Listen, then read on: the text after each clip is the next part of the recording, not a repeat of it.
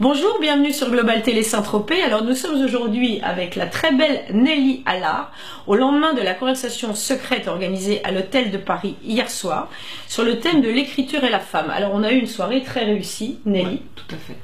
Il y a eu affluence, des auteurs d'ailleurs étaient également présents. Monsieur Allard, une figure locale qui porte le même ton que toi avec deux L, Arnaud Wagner, et puis évidemment Tita Mala, quelques artistes locaux, Daniel Lagrange, puissance invitante, qui nous recevait toujours avec beaucoup de générosité. Alors cette soirée, hier, nous a permis de te découvrir davantage, toi qui es une femme complexe, mystérieuse, enfantine parfois et plus grave d'autres fois, qui a démarré finalement dans la vie par les mathématiques en étant... C'était qu'un aspect de ma vie, mais bon. Bah, c'était quand même un aspect, mais c'est pas anodin, c'est-à-dire que c'est quand même un talent. Tu es d'une famille d'une mère ingénieure chimiste, un frère polytechnicien, tu as eu ton bac à 16 ans, enfin je vais dire, certains éditeurs, bonjour Gilles Cohen-Solal dit qu'il faut pas être trop intelligent pour être auteur. C'est ce qu'on m'a dit pour être comédienne. Jean-Pierre Miquel, qui était le bon professeur au conservatoire et le directeur du conservatoire, me disait de toute manière tu es trop intelligent pour être comédienne. Voilà. Ce qui dit beaucoup de choses sur son... Enfin, sur son estime, et effectivement on dit la même chose pour les auteurs, puisque un bon auteur ne doit pas forcément être empêché par son intellect. Ça je crois pas, tout ça. Bon, alors une lectrice hier soir, cette dame qui a parlé longuement de ton livre, m'a cité Toni Morrison, je ne connaissais pas.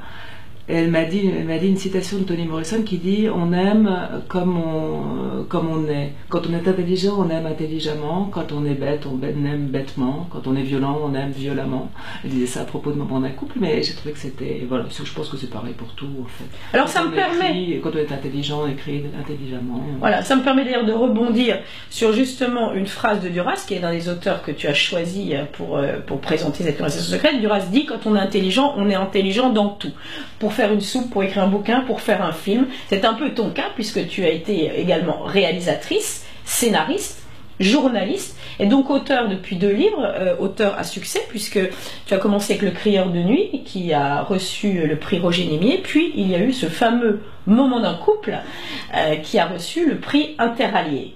C'est une très belle entrée en littérature. Et finalement, cette vocation s'est révélée au fil des années. Comment t'est apparu finalement ce désir d'écrire de la littérature, alors que tu avais jusque-là effectivement été dans des cadres? Ouais, enfin, je veux pas non plus. Ma vie n'a pas été un succès sur toute la ligne. Je suis. Tes admirateurs. J'ai un peu l'impression plutôt par rapport à l'écriture d'être comme le comte d'Andersen, quoi, le vilain petit canard. J'ai pas du tout réussi ce que j'aurais voulu réussir comme comédienne, mais je me suis rendu compte qu'en fait c'était une erreur. Je voulais, être comédienne n'était pas finalement c'était mon rêve, mais c'était pas du tout ce pourquoi j'étais faite, et que j'étais beaucoup plus heureuse dans l'écriture que j'aurais pu l'être comme comédienne. Je n'ai aucun regret, mais voilà, je me suis rendu compte qu'en fait j'étais pas un canard, j'étais plutôt un cygne. Un très joli signe. Alors tu as choisi cette phrase de Duras justement: s'il n'y avait ni la mer ni l'amour, personne n'écrirait des livres. Oui. Bon, c'est un petit peu un clin d'œil, parce que la couverture de mon livre en folio, le premier, Le Crieur de nuit, c'est une petite fille face à la mer, et la deuxième, Moment d'un couple, c'est évidemment une histoire d'amour. Donc ça correspondait bien. Par ailleurs, j'adore Duras, c'est vraiment un de mes auteurs fétiches. J'ai une grande admiration et un grand amour de Duras. Alors l'amour est quand même au cœur de ton œuvre, comme est de toute façon au cœur de la vie, et de nombreux ouvrages. Tu disais, j'avais compris que l'amour serait la grande affaire de ma vie. Est-ce qu'aujourd'hui tu dis la même chose? Ça, c'est Juliette, c'est le personnage de Moment d'un couple qui dit ça. Je suis pas sûre que moi je dirais la même chose aujourd'hui. Non, puis le premier n'est pas... mon premier livre, c'est sur la famille. Bon, c'est aussi une forme d'amour, bien sûr. Mais c'est l'amour à mort. Sur l'amour amoureux. C'est sûr que c'est quand même un grand thème. C'est un thème comme ça qui concerne tout le monde, et je pense que c'est ce qui a expliqué le succès de Moment d'un couple. C'est que des histoires de trahison, des histoires d'amour blessé, des histoires on l'a tous vécu, donc ça fait partie quand même du lot commun d'humanité. Alors Nelly, ce séjour à Saint-Tropez, que t'a-t-il donné? Qu'est-ce que tu as aimé? J'ai beaucoup aimé la balade qu'on a faite hier dans les rues, mais je connais très mal Saint-Tropez, donc c'est une découverte pour moi. J'étais très heureuse de découvrir un petit peu. En plus, la dernière fois que j'étais venue, c'était au cours d'une caravane littéraire, c'était vraiment le mois d'août. Pierre Desfondini. Le soir, j'avais juste passé quelques heures sur le port avec énormément de monde, et c'est vrai que découvrir Saint-Tropez hors saison, en plus par ce beau temps, et c'était très agréable. Alors, tu as d'ailleurs rompu ta période d'écriture pour nous rejoindre, puisque tu es d'ores et déjà dans l'écriture d'un 3e livre. Ce 3e livre, j'ai cru comprendre que finalement, il aurait dû être le premier. Oui, parce que c'est un projet assez ambitieux, et j'avais essayé d'abord d'en faire des pièces de théâtre et des films, et puis je me suis rendu compte que ça rentrait pas du tout dans le cadre quand même très plein de contraintes qu'est l'écriture scénaristique ou théâtrale, et que en revanche c'était vraiment la matière pour un roman, qui est quand même une écriture beaucoup plus libre, qui laisse toute la place pour s'exprimer, pour changer d'époque. Ça se passe sur 3 époques, enfin bon, donc voilà, c'est ça mon prochain livre. Alors je crois d'ailleurs que c'est un livre qui porte en partie, et nous n'en dirons pas plus, sur la vocation. Oui, ça parle effectivement de l'écriture aussi. La révélation. De la découverte d'une vocation. Voilà. Alors, est-ce que quand on écrit, on a une vie plus heureuse? Je ne sais pas si on a une vie plus heureuse, mais tout est bon à prendre, quoi.